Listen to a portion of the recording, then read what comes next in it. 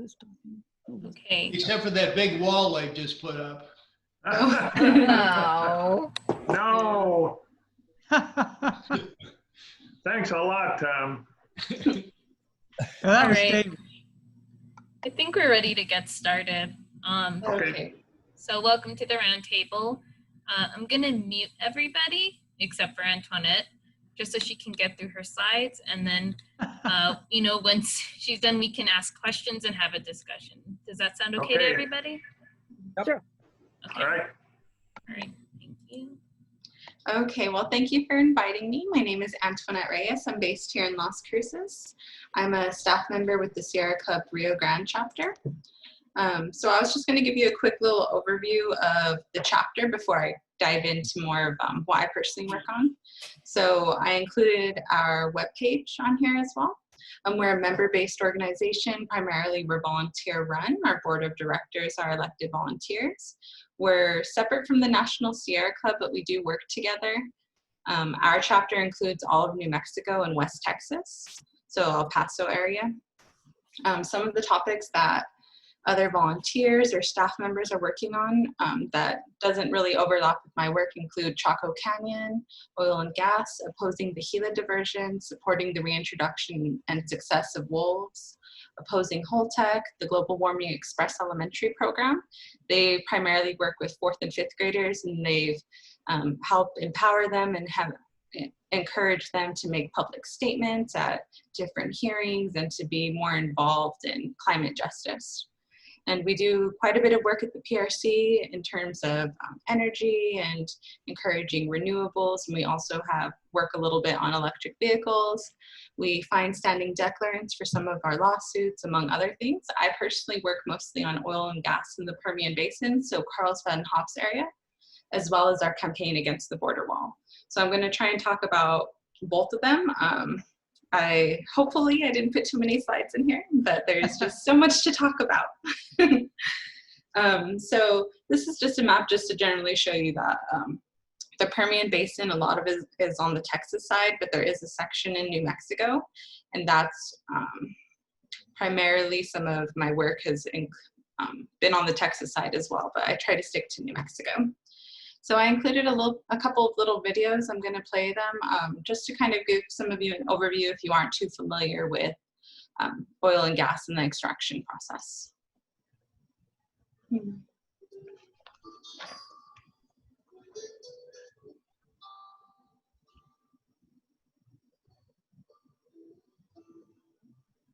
The weight of overlying rock and fluids creates pressure in the oil reservoir. That pressure is key to forcing the oil to the surface. In the oil patch, that's known as primary recovery. The beginning of primary recovery is just letting the reservoir do what it can. Down there, it's under pressure when we start. Eventually, the pressure drops low enough that we have to start pumping it. Primary recovery can produce about 10 to 20% of the oil in the reservoir. In the 1950s, oil companies learned how to use water to get even more oil out of the ground. Secondary recovery was invented about 60 years ago, and that usually employs injecting water into the oil and gas reservoir, which will raise the pressure back up and force more oil out of the reservoir. Secondary recovery can produce another 10 to 20% of the original oil in place. Many of the oil fields in the United States and Canada now inject water to produce more oil. In the 1970s, Texas oilmen started using a new technique to produce additional oil from older fields. This tertiary recovery technique used carbon dioxide. CO2 was selected because there was some laboratory tests that showed it to be a method by which you could change the properties of the oil in the formation, thin it up, basically, loosen it from the rock, if you will, and swell it. That's really the definition of an enhanced oil recovery process. One that changes the properties of the oil, allows you to recover more of it. During CO2 enhanced oil recovery, some of the CO2 stays underground and some comes back with the oil. When you CO2 flood, we leave in that reservoir about 60% of the CO2. we only get back about 40%. Then we strip that out of the oil and gas and put it back in the ground. But that means that we're constantly buying new CO2 in our CO2 flights. CO2 enhanced oil recovery was like discovering new oil without drilling new wells. Okay, so that I just kind of wanted to give some people an idea of how so much water is used. I'm going to skip this video just because of time, but it kind of would break out the different products that we end up using from crude oil. Most of it ends up being different types of fuel. This image is a little bit better. It's usually sorted by weight, so different heat results in different products. And here's just a little list of different products that some people might be more familiar with.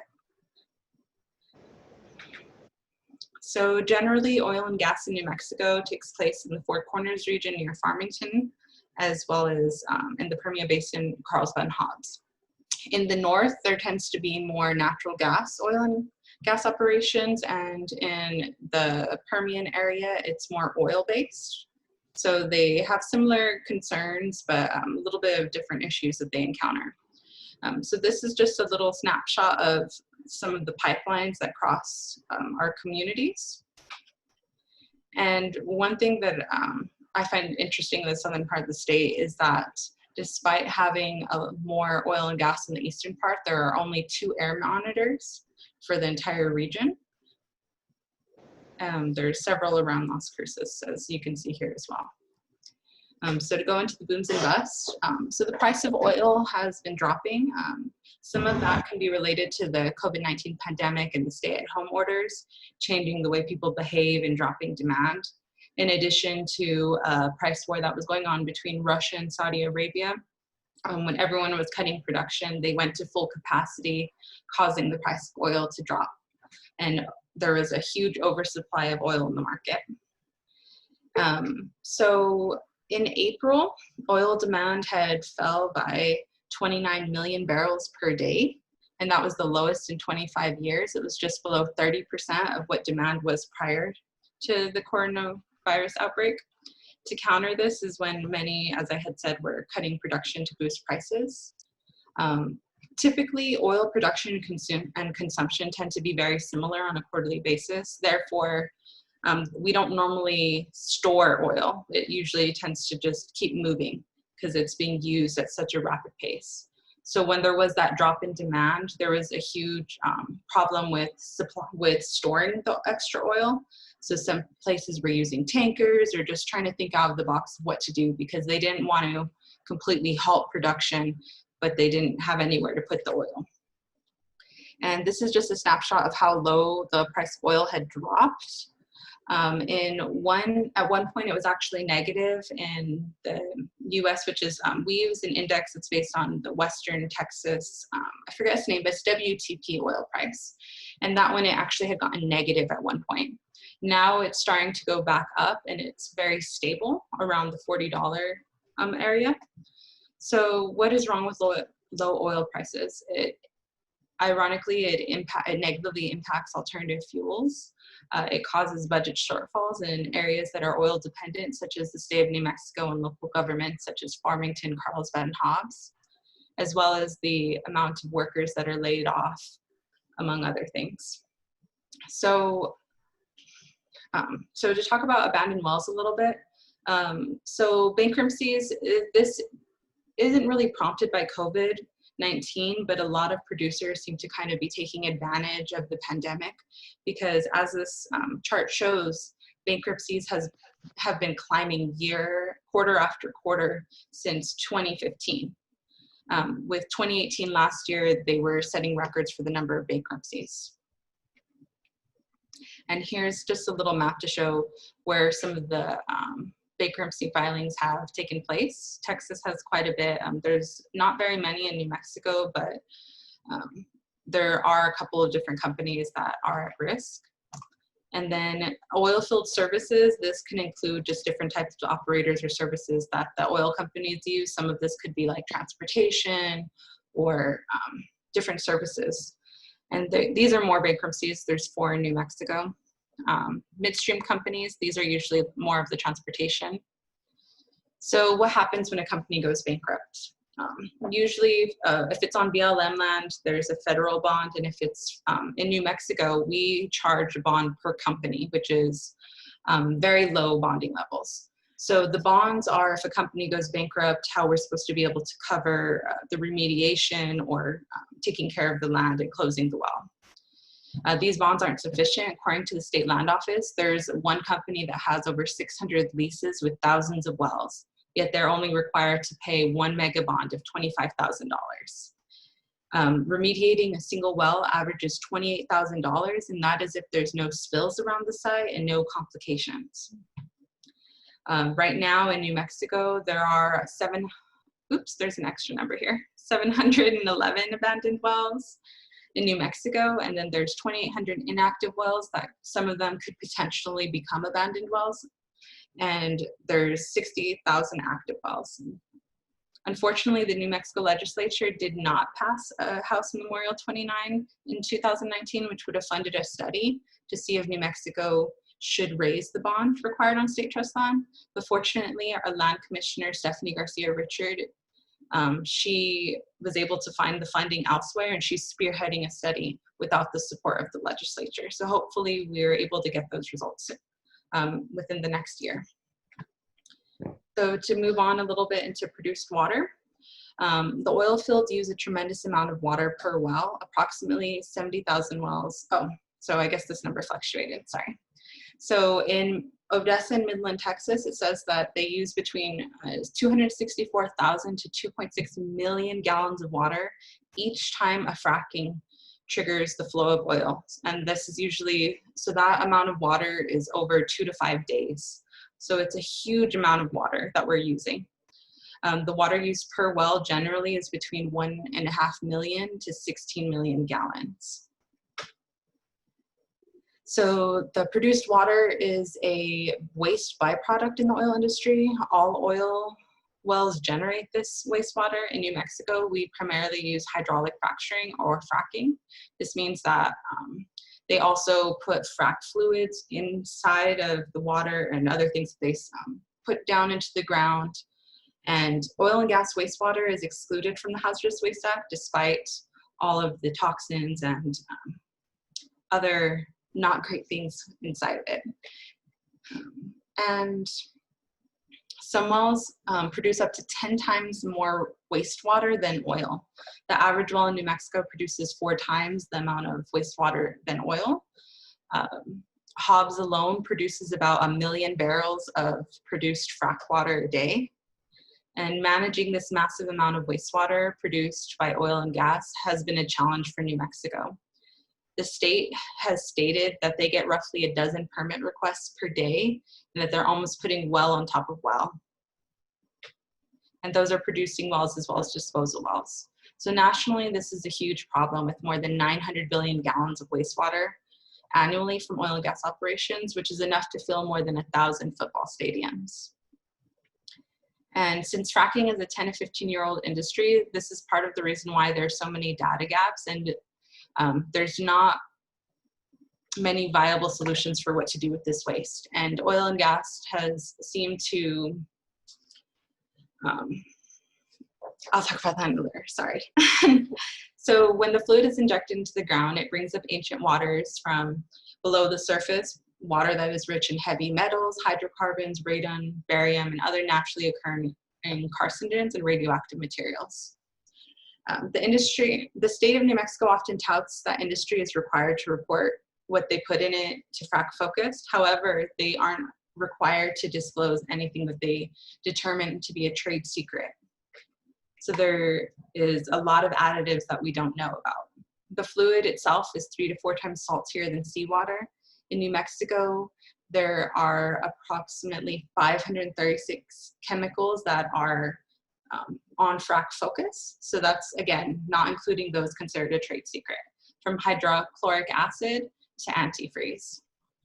These chemicals are usually used to break up the sedimentary rock and other silts, or used to prevent rust on the equipment, among other things.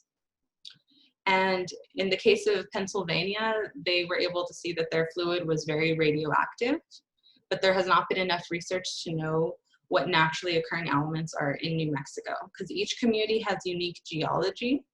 We are not able to directly compare communities to communities. So right now, most of this wastewater is disposed of through disposal wells, and these wells operate for longer durations and inject more fluid into the ground than fracking. So the ground pressure levels are raised for longer periods of times over larger areas than fracking. So some people may be a little bit more familiar with this, human-induced earthquakes. So this is the HighQuake database. Fracking was the #1 human-induced earthquake source. In some oil and gas regions, a dramatic increase in the number of earthquakes have occurred from wastewater injection. In New Mexico, there are over 150 fault lines, just for context. And New Mexico does not have codified rules to prevent induced seismicity. However, they do have informal guidelines. It's also important for people to know that even if they shifted to reusing frac wastewater in oil and gas production instead of using injection wells, there are still risks associated with transporting treated and untreated produced water. So part of why the Sierra Club is concerned with use outside of the oil industry is because radium cannot be completely removed, and more testing and data is needed. The Colorado University in October 2019 found that using produced water from fracking to irrigate wheat resulted in crops having weakened immune systems. Okay, let's see. So the state does recognize that there are data gaps, and we lack key toxicity data for the majority of ingredients that are found in produced water. And testing technologies do not always perform accurately with such high salt content. So the amount of fresh water being used is alarming, but New Mexico passed the Produced Water Act in 2019. Before this, there were no rules for use outside of industry, and about 10% of produced water was already being reused. But from some producers, it was as high as 75% of their water was being reused, while others reused none. So the New Mexico Produced Water Research Consortium is tasked with the responsibility of finding some of these data gaps. It's primarily NMSU, UNM, New Mexico Tech, among others. Some of the proposed uses include, but are not limited to, agriculture, livestock, road dust suppression, and surface water discharge. So I will skip this one. So the public-private partnership is partially being funded by the Federal Department of Energy. They gave $100 million to at least 19 labs and universities. It's unknown how much of this money NMSU received, but a portion of the money is used to study produced water and the brackish water component. The EPA is also doing a separate process, but they're working closely with the consortium to see the results that they generate to be a roadmap for the nation. And a very concerning portion of the consortium is that private companies have contributed to the consortium. At the October 2019 consortium meeting, one of the companies, NGL Water Solutions, said that they gave $1 million to the consortium in hopes of helping expedite the process. And then just for context, to understand where the state stands on the use of produced water, the Environment Cabinet Secretary, Kenny, he stated that he believes the best use is keeping it within oil and gas, but he acknowledged that the state is exploring how best to innovate for treat-to-fit purposes, and that the New Mexico Agriculture Cabinet Secretary on the other side, he emphasized his interest in using produced water for agriculture related to human consumption. He also discussed using it for alfalfa and corn destined for consumption by dairy cows. So there are two different views from the two secretaries, but it's still very concerning because it seems that the consortium is moving rather quickly. Even though they haven't got much results yet, the rulemaking process has begun. So some of the companies that are on the consortium, NGL Water Solutions, they said that they currently discharge tens of thousands of gallons of produced water annually. Marathon Petroleum is one of the largest U.S. refiners. They have expressed concerns about how to remove chlorides and harmful organics in the desalination process. The New Mexico Association of Soil and Water Conservation, they discussed their priority being offsetting fresh water and oil and gas. They wanted to use water for agriculture destined for livestock consumption. So a little bit of our messaging, we believe it's important that they prohibit the use of oil and gas wastewater in agriculture, livestock, watering, aquifer recharging, or surface water discharging, among other uses. We believe that this wastewater has no place in our food system. It includes hazardous chemicals, carcinogens, heavy metals, and radioactive materials. It's impossible to monitor the chemicals that are trade secrets, and permitting any use outside of the oil field poses a danger to human health, livestock, wildlife, and the environment. So this is a short video. It's featuring a family that some of you may have heard of. They were doused in produced water back in January or February when a line broke near their home. All this data gathering stuff, they can just start trying different things. Yeah.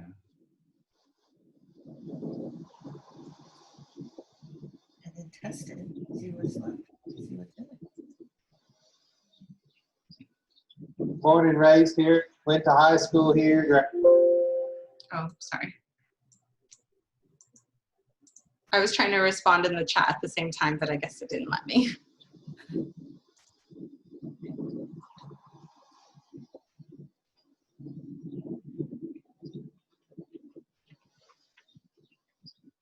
Born and raised here, went to high school here, graduated up on the hill. My grandmother, my grandfather, my great-grandparents, they're all here in the cemetery. Things have changed dramatically since the COVID. You have this false sense of peace. Like these little wells have been shut in, but you know that it's only temporary. So you still have active sites that don't have any personnel. Mm-hmm. So it's like, well, who's monitoring and checking all that? Penny and her family have been a part of this church for quite some time, several years. And I remember when they told me they were concerned that it looked like they were setting up some drilling operations outside of her house across the street. And she would come to church, sometimes in tears, and talk about the noise and the smell and the constant traffic. And what was happening right across the street from her house is perfectly legal by New Mexico statute. Well, then the nightmare happened about 2 o'clock in the morning when the pipeline broke. I was asleep and then Zena woke Penny up. As soon as we walked outside, it was like raining on us. And it was raining this, and it smelled like gas really bad and chemicals. It wasn't just gas, it had this odd sour gas smell. And we couldn't stay out here because it was so bad. I burst out in bleeding. Gideon burst out in bleeding. We had to go back inside, shut all the air conditioners down because we couldn't breathe. Yeah. So they come and dump dirt down this road to cover it up, and it's still got the stuff in it. Everything has it. The house is soaked in it. And this is kind of where we've run afoul with some of our neighbors in this community, because when we stand up and say, wait a minute, we need more regulation, we need more responsibility, what other people see is, well, we're trying to take away your jobs. And we're not trying to take away anybody's jobs, but we're trying to find that balance. And ever since COVID-19 hit and the oil boom collapsed completely, the bottom fell out of this market, everybody is kind of in a state of upheaval because we're so uncertain about what the future has. Nobody's talking about this stuff. And the fact of the matter is, many people in Carlsbad are frightened to speak of it. We are continuing to pray for all healthcare workers and everybody that is on the front line of COVID-19 right now. We pray for Misty and Whitney. Back Energy come in and put that first rig up, and we're like, can they do this? And we had to go down and find out, yeah, they could drill within 300 feet of your house in the county. They just call it eminent domain. They could take the property and drill anyway. Right now, we have one across the street from us that's supposedly shut in. leaking already. So what's going to keep all these shut-in wells leaking? Nothing. We're about to come up into the Pecos River.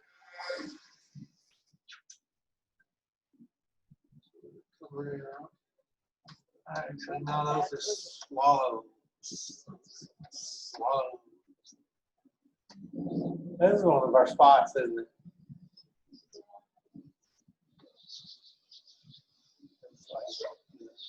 Nick, try it. You bounced it. Oh yeah, we swim in here, we fish in here. This is a good spot. You don't need a tent. You have this habitat. You have the river and desert areas coming in together. You never know what's going to come up out of the side. So you run a risk standing here. We don't really know about her future. She's been here since she was born. This is what she knows, but we may have to leave it. But it's not a place for her to live anymore. We don't feel like it's safe for her anymore. We still owe on the trailer, and it's contaminated. Can't take it. I'll figure something out. I always do. We figure it out one way or the other.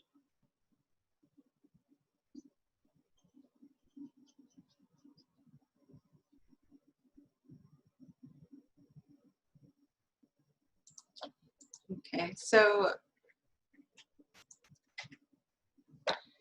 I've been fortunate enough to hear Penny speak a few times. Some things that did not make the video that are important to hear is that the influx of oil and gas has surrounded their home. They no longer have dinner parties with friends because of the overpowering smell. Penny's children suffer from nosebleeds and the whole family suffers from constant headaches. Penny at one point stopped waiting for her children outside at the school bus stop because she started to get sores in her mouth from the air pollution.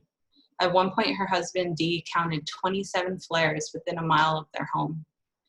And the produced water spill that, there's also some other news clips where she goes into more detail about it spraying her chickens, her pets. Her and her husband were drenched. This isn't an isolated incident. Just in 2020 alone, from January 1st to the beginning of July, there were at least 299 produced water spills in Eddy and Lehigh counties, with 171 being in Eddy County alone. Others in the community have said that their air conditioners pull in the fumes from outside and they feel like they're suffocating in their own homes. Others have also talked about how industry has only really brought in service jobs, so low-paying jobs such as waiters, waitresses, working at a hotel, and that the community is kind of torn because oil and gas is also destroying some of their traditional industries such as ranching and farming. So it's very mixed when you talk to different people in Carlsbad. They're just trying to see how they can get by. So further downstream, the Gulf Coast is having a surge in construction of new export terminals, among other type of infrastructure. There's been the displacement of a historically segregated neighborhood called Hillcrest in Corpus Christi. On their western boundary, there's 2 oil refineries that pump out toxic cancer-causing chemicals. To the north, oil and gas tanks line the ship channel, and to the south is an interstate. Health fears have long hung over the neighborhood. The Federal Agency for Toxic Substances and Disease Registry in 2016 said that after a years-long investigation, that inhaling the mixture of chemicals discharged in the area known as Refinery Row over long-term increases the risk of cancer. The agency also said that hydrogen sulfide, a gas that's deadly at high levels, regularly wafts over the area at concentrations that can cause headaches and difficulty breathing. Meanwhile, the Texas State Agency charged with protecting air quality contested these findings. The residents filed a federal civil rights complaint against the Texas Department of Transportation over the bridge expansion project, which would allow larger tankers and more export terminals near their homes. The outcome was that they were able to get funding because it is a historically segregated neighborhood. And I believe it was a Title VI civil rights lawsuit. So the outcome was that The company paid $20 million from the port, and there was other funding that they gave the residents the option to basically leave because they were going to end up destroying this area. Approximately 400 of the 500 residents decided to move out, and now the vanishing neighborhood continues to be demolished. And it's a very important historical area because it has some of the first Black businesses in the community, some of the other civil rights icons that were featured in the area, and it's all being torn down for this expansion. So to switch topics a little bit, the Sierra Club helps fund this report with the Rainforest Action Network called Banking on Climate Change.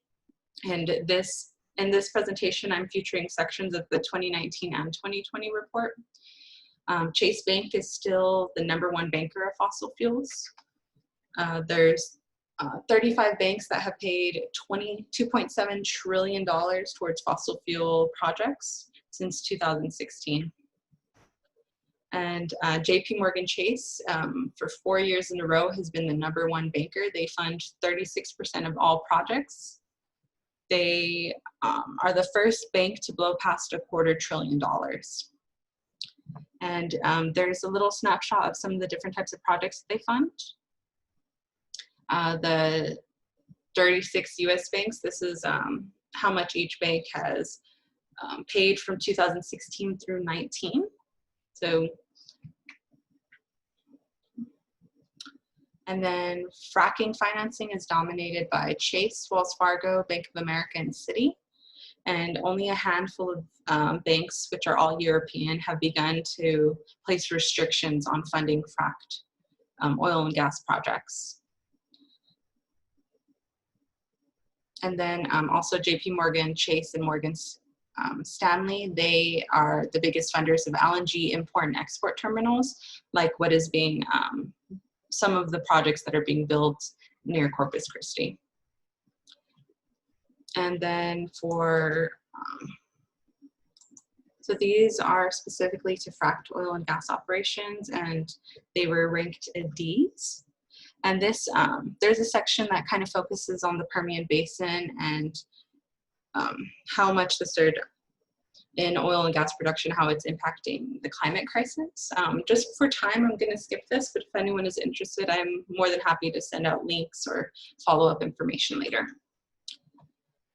So the Permian Basin, this is a list of some of the banks that are funding projects. This was as of the 2019 report. In 2020, they did not focus on the Permian Basin as much. And let me see.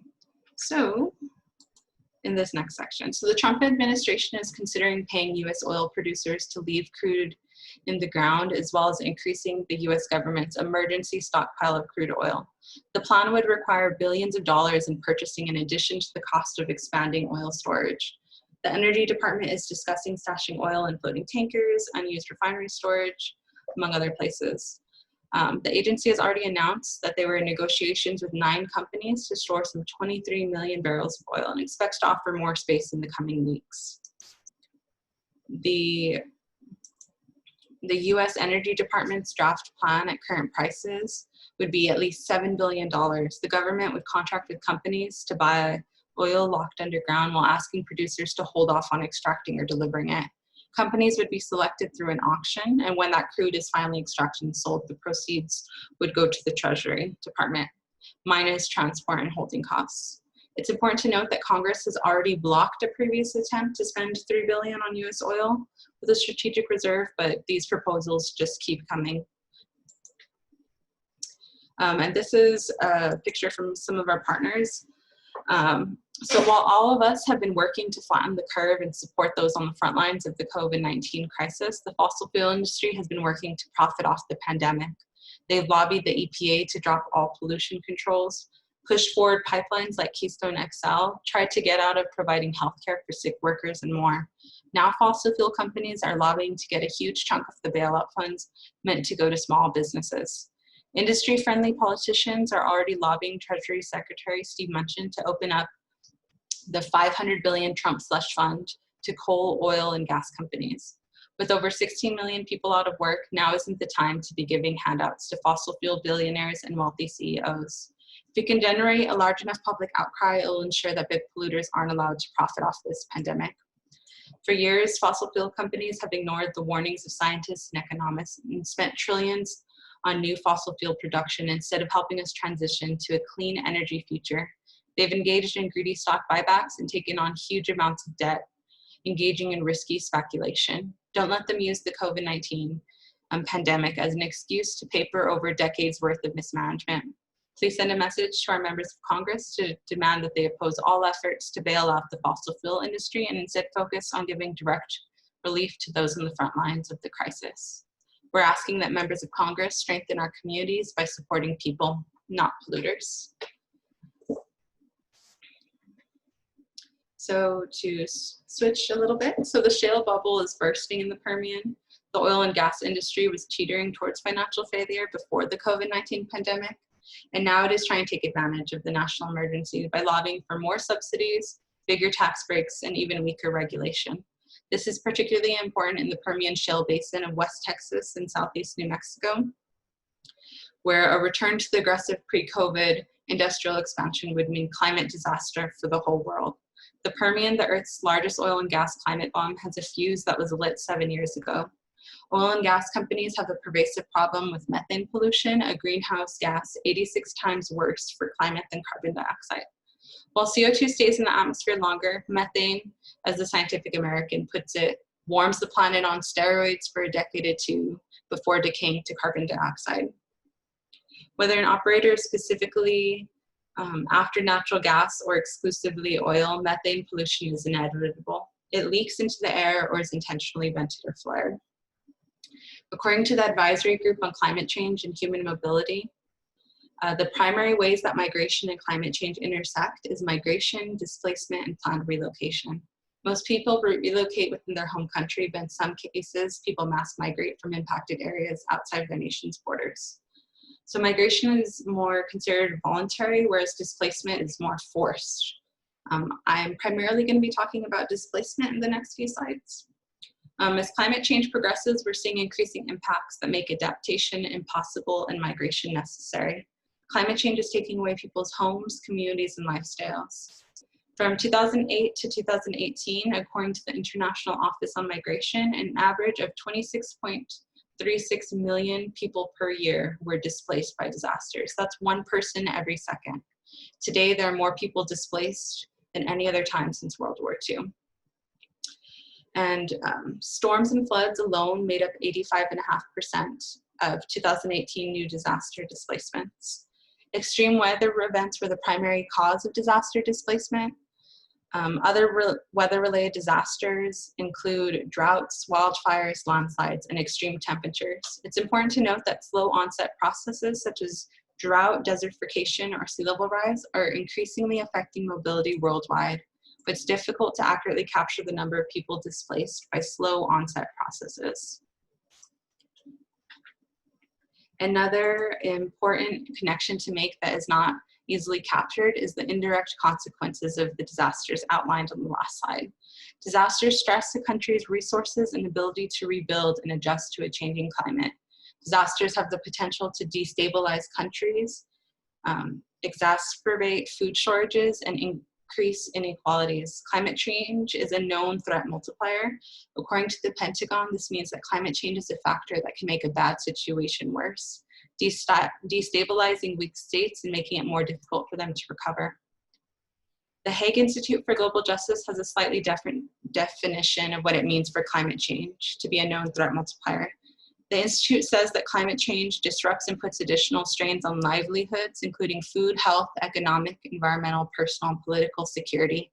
The threat becomes even greater for women and people across the gender spectrum and LGBTQ communities due to existing systemic hardships, not to mention the role that race, ethnicity, and culture plays as people migrate to other countries. In peaceful and stable regions, people might survive drought, floods, and crop failures through community cooperation, government assistance, or temporary relocation. But when war and repression break down those systems, cross-border migration becomes the solution of last resort. Regions particularly vulnerable to climate-induced migration include much of Asia, South America, and Africa. Basically, almost anywhere that has large numbers of impoverished people. Women and children are 14 times more likely to die during an extreme weather event. Globally, women face many forms of violence during disasters, migration, when seeking asylum. According to a report by the Georgetown Institute for Women, Peace, and Security, women and children make up the majority of currently displaced people globally. Gender-based violence is often associated with existing gender inequality to include the lack of access to education, employment, independence, and societal pressure. In the face of disasters, women, transgender, and non-binary identifying individuals face many additional hazards, such as violence at the hands of the smugglers whom they depend upon to shepherd them to countries where they're seeking asylum, or grueling and dangerous evacuation routes. In addition to these perilous journeys, women and adolescent girls are more at risk for sex trafficking or other forms of bonded labor, and may be forced into trading sex with border guards and others for access. Even when we look at displacement within the US, we know that people of color and those with marginalized identities are disproportionately impacted. Following Hurricane Katrina, a disproportionate amount of Black communities were condemned and redeveloped. Trans women and gender non-conforming people whose gender expression did not match their IDs were denied aid. According to research by the Public Policy Research Lab, African American women were both the most impacted and faced the most obstacles in their attempts to return home in the months and years after the storm. A 2009 study found that households headed by low-income single mothers in New Orleans dropped from 18,000 in 2005 to 3,000, indicating a significant displacement of these women and their children. Despite all of the obstacles and unique challenges that women and people with marginalized identities face, it's important not to overlook the numerous leaders that hold these identities in communities impacted by the climate crisis, that are coordinating community movements, adapting to climate impacts, and helping with disaster recovery efforts. An example of how interconnected climate is with some of these other issues would be the unprecedented drought in Syria from 2006 to 2011. When paired with the agricultural policies of the Assad regime, resulted in total crop failure for 3/4 of the nation's most vulnerable farmers. As many as 1.5 million people moved from rural areas into the cities. This influx resulted in civil unrest, which then displaced some 11.6 million Syrians, with at least 4 million of which crossed into other countries. Another example that is closer to home would be the surge of Central American asylum seekers in the US. According to a recent report from Inside Climate News and NBC, Central American countries are among the most heavily impacted by climate change, despite contributing little to overall no greenhouse gas emissions. People are displaced because of climate change impacts in addition to violence and instability related to drug cartels. As of 2016 in Guatemala alone, 90,000 coffee workers lost their jobs as a result of a fungal disease known as coffee leaf rust, which had been exacerbated by climate change, thus hammering the Central American coffee industry. At the same time, a persistent drought caused massive crop failures and skyrocketing food prices throughout the region. In Honduras and Guatemala, 75% of corn and bean crops failed that year. Coffee is one of the few reliably profitable exports in Central America. Declining harvests are detrimental to the regions, especially since worldwide coffee production is projected to drop by 40% by the year 2050. It's important to realize how vulnerable a country can be. For example, a 2012 drought in Mexico cut agricultural production by 40%. Similarly, in the summer of 2018, a drought occurred in Central America's dry corridor, a swath of arid land running through Honduras, Guatemala, Nicaragua, and El Salvador. The drought decimated 80% of the region's maize and bean crops, resulting in Honduras declaring a state of emergency. Keep in mind that in Honduras, 14% of the economy relies on agriculture and 65% of people live in poverty. This drought was the second major drought in 2 years. In El Salvador, 21% of its people work in agriculture. The UN predicts more floods and droughts will ravage South America in years to come. Environmental degradation has been a compounding factor of both migration and violence since time immemorial. Unfortunately, resource scarcity and conflict overwhelmingly impact people in the global south, where the impacts of climate change are the worst. When the world heats up, people become hungry and thirsty. Once water, land, or food begin to grow scarce, violence increases. This is sometimes done through genocidal campaigns, such as what is going on in Darfur against the Black Sudanese, or through war, as the Syrian and Yemen fights can be traced back to water.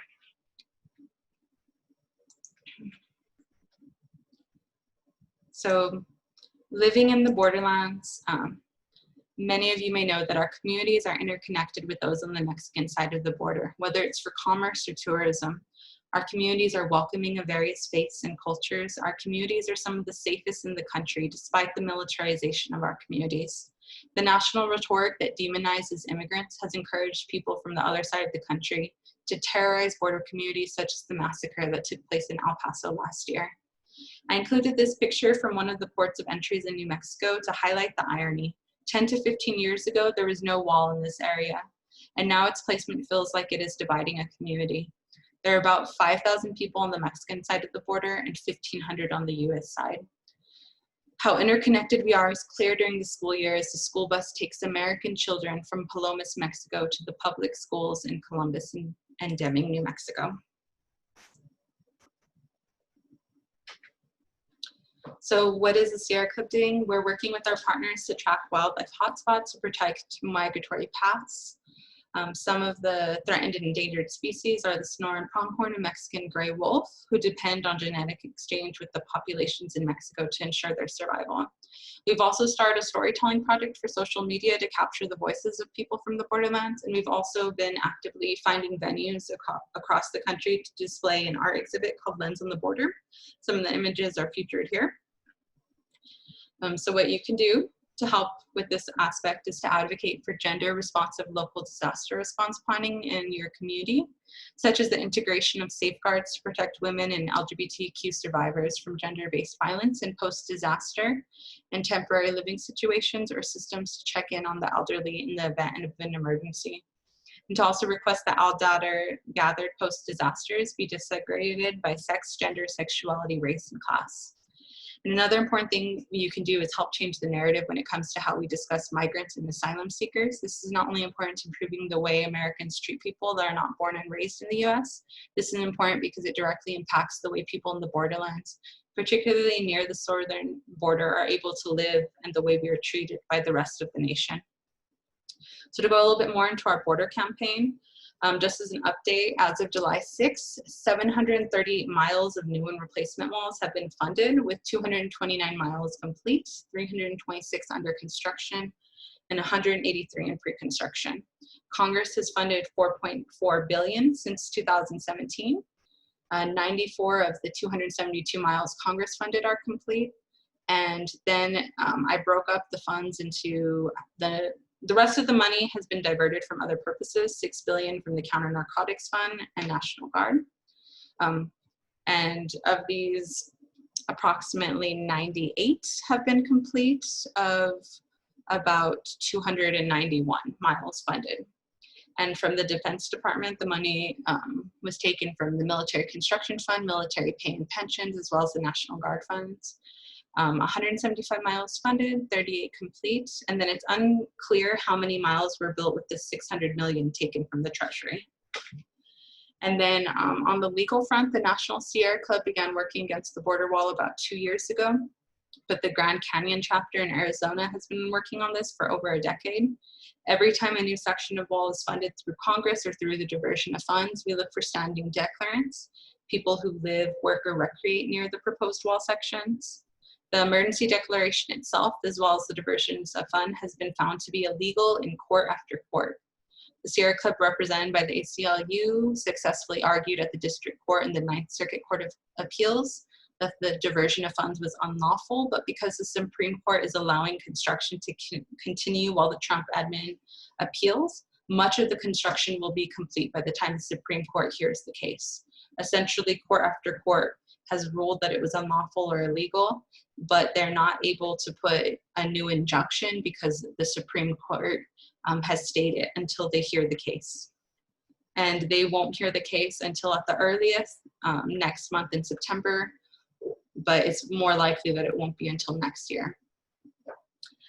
So That's it. Sorry, I didn't leave much room for questions, but I'm more than happy to see if there's anything that people would like to discuss or to hear more about, or if anyone's interested in volunteering.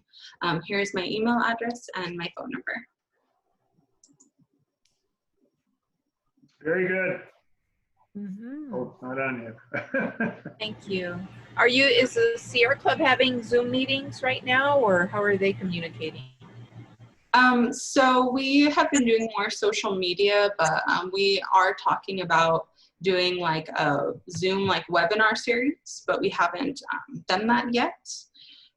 We've also been just, right now we're focused more on like some of the stuff that's going on at the state level. For example, this week and next week, we had 7 hearings with the state on different things such as like methane or like the produced water and different hearings. And we've also just been trying to keep up with people via email or more traditional ways. We also send out a quarterly newsletter to our members that kind of gives an update. And I've also called some people in the Carlsbad area just to check in on people and hear more from our members.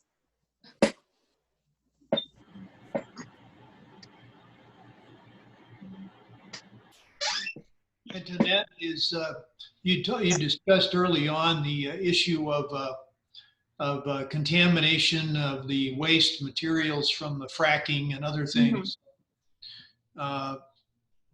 They appear to be mainly in the drainage area of the Rio Grande that is not affecting us locally here in Las Cruces. Are we vulnerable to what's going up in the Farmington area, for example, for effects on the Rio Grande drainage? So with the drainage, I'm not quite too sure, but for example, there has been some modeling where some of our ozone or other air contaminants does come from oil and gas on the Texas side. So there, even though it seems far away, we do feel some of the impacts, or like we'll feel some of the larger climate change impacts. But as for the water, I don't believe our water has been polluted by those on the other side of the state, but the concern would be if they do permit like produced water to be used for agriculture or other uses, that could impact us here more directly. Can the water be purified in any way? Can you take all the stuff out that is not good for human consumption? So they can treat it somewhat, but it's not necessarily purified. And one of the concerns is that since we don't know all what's in it, they might not know to remove X contaminant. And it's very expensive to treat it. So they're trying to see how much do they have to treat it to be able to use it. Essentially, because they have all of this excess, they don't really know what to do with it anymore, where to store it. Because they're not able to always get permits to pump more of it down into the ground. So they're kind of, in a way, I feel like trying to market it or say, how can we sell it or how can we make money off of this instead of having to pay to store it or to dispose of it. Mm-hmm. And so there is some research being done at NMSU, and there has been some in other places. But even with treating it, since we don't know the toxicity level of some of the ingredients, we don't know what is considered safe, for example, because of all of the different things in it. So there's so many unknowns. Go ahead. How about requiring the oil industry to take care of the water and take out all the pollution from there? So, we know right, so right now they are talking about how they could possibly treat it and even to reuse it within the oil field. But the concern is that when they're trucking it to go get cleaned, if there's a spill along the way, either before or after. And even then, because it is so expensive, industry has kind of been hesitant to reuse it sometimes, or they've been hesitant to use it for other things because it is so expensive to treat it. What is the where did they store it now? They just dump it down in the ground and go in the Rio Grande, or where is it? Is it stored? So right now it's disposal wells. So they are putting it back underground. That's their prime use. And sometimes they truck it to different wells. But so it's a big problem. They don't really know where to put it anymore. But right now they're considering seeing, one thing that is concerning is the consortium is talking about some pilots, I wouldn't call them studies, but essentially they're just a couple different areas in New Mexico. They want to see, if there's any negative impacts of pouring it into, like the Pecos River is one area that they really want to dump it. They also want to dump it just over dust suppression. So that's just on roadways. And they're talking about trying a couple different areas soon.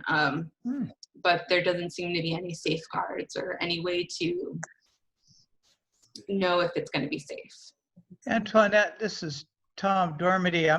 I work in the College of ACES at New Mexico State, the Agriculture College, and we have researchers working on guar, which is an Indian legume. BJ knows guar.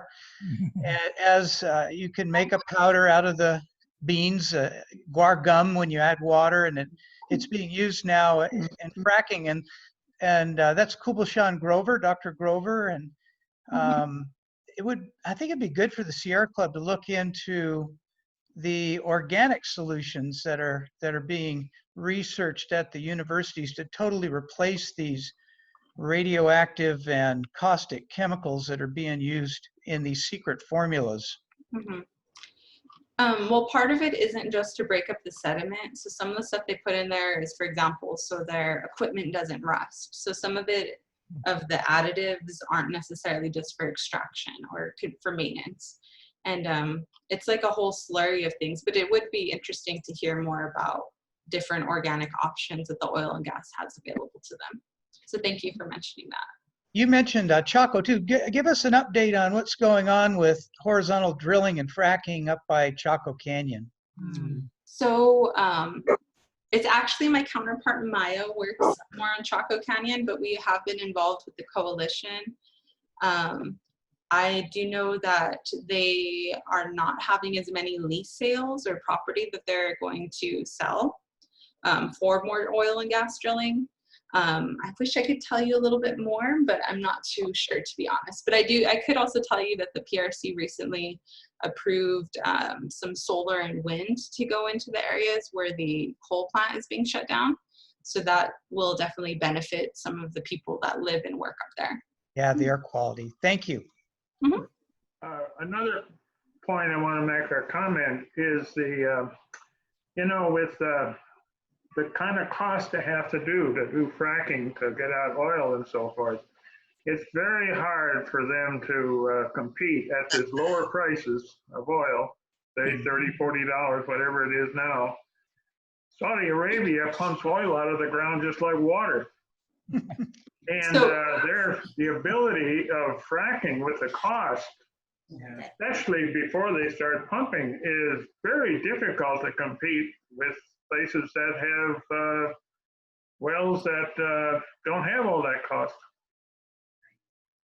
Yes, so just for some context, for some price points, at about $30, most producers can break even when oil's $30 a barrel.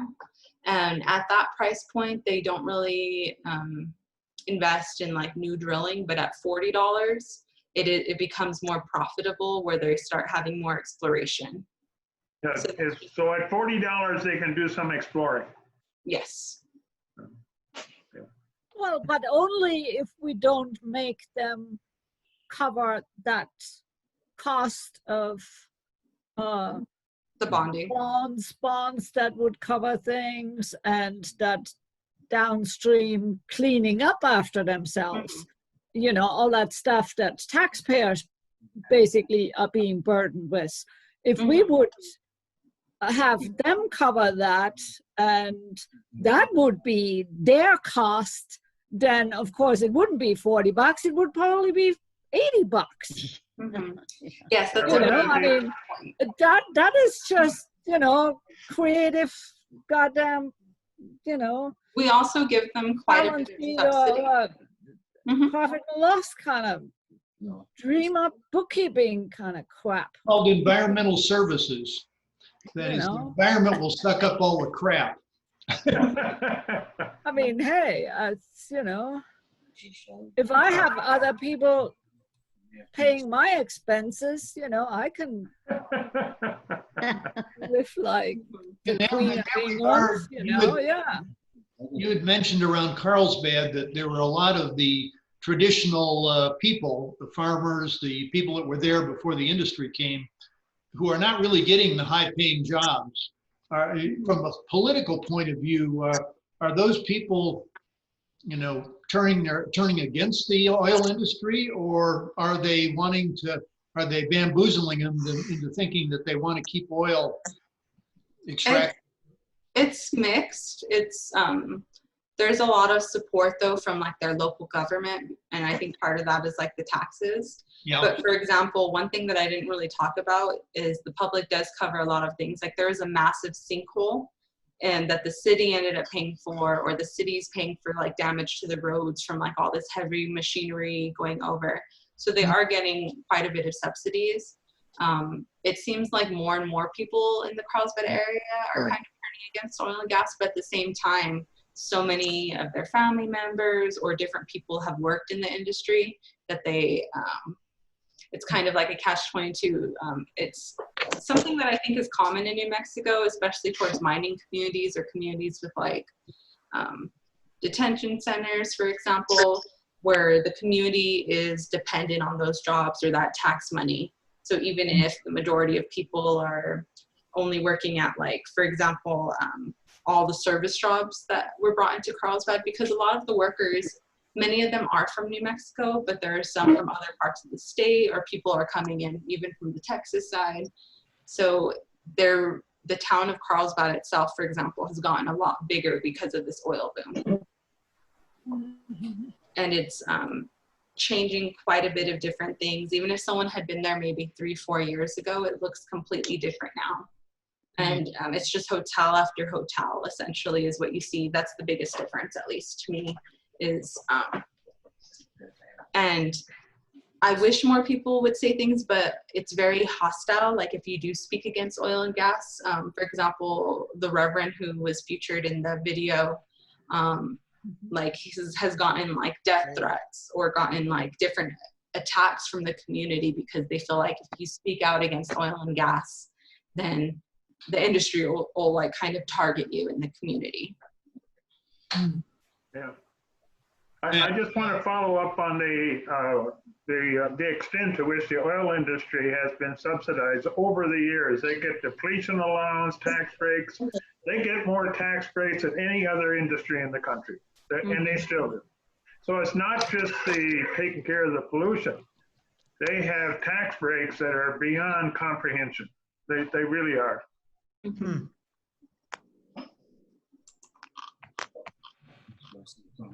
All right. It's after 3, so does anyone have any other questions? Or are we okay? Well, thank you very much, Annette. Yeah. Very good. Thank you for having me. It was a pleasure talking with you all. Yeah. It was very informative. Where's home for you, Antoinette? So I live here in Las Cruces. Oh, you're here. Okay. Oh, excellent. Great. Well, thank you so much. Thank Yeah. you. Keep All right. up the good work. Yeah. Thank you. Thank you so much. Thanks a lot. Yeah. Thank you. Thank you. All right. We'll see everybody next week for Roundtable. Yeah, Have a yeah, great John, day. remember Oh, John's yeah. going to be doing his next week. We'll get more information out shortly. Cool. Excellent. Thank you. All right. Bye. Bye.